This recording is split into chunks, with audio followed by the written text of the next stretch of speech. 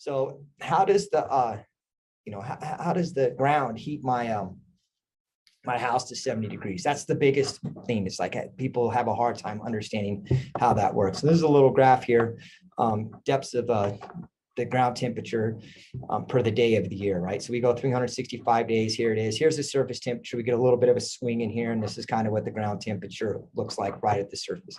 As soon as we start going down, we start getting closer and closer to 52 degrees, what it is in Denver. Once we get down to about, I think it's like 20 feet, it's pretty constant. The graph doesn't move much. It's not that interesting. It looks a lot like it does at 100 feet.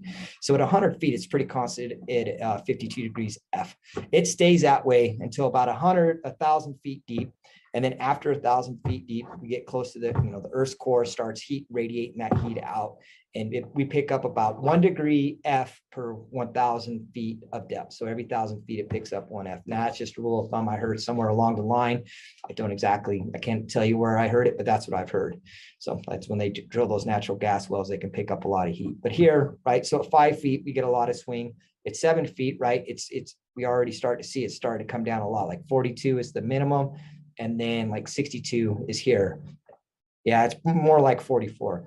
So typically when we do a horizontal type system, we'll bury ground the tubing at 7 feet, right? That's when I was saying on the previous slide, if you're a developer and you're moving 7 feet of dirt, we should talk. You get down 12 feet, right? It starts becoming a lot more constant.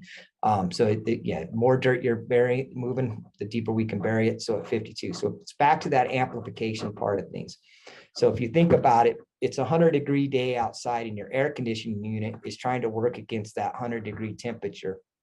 And a ground heat exchanger, or in a ground source heat pump system, that ground heat exchanger is, the ground's at 60 to 62 degrees. So we're working against that 62-degree temperature. And that's where we make up a lot of the efficiency on the ground source heat pump system is in that.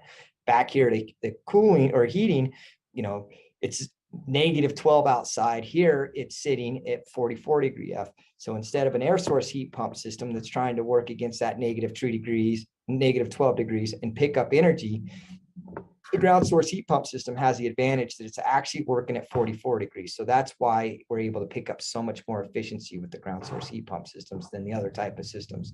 And again, it's back to the compressor. It takes this 40, the water, it truly isn't about 42. It's probably coming in at 40, and we're amplifying that back up to 110 degrees through the compressor.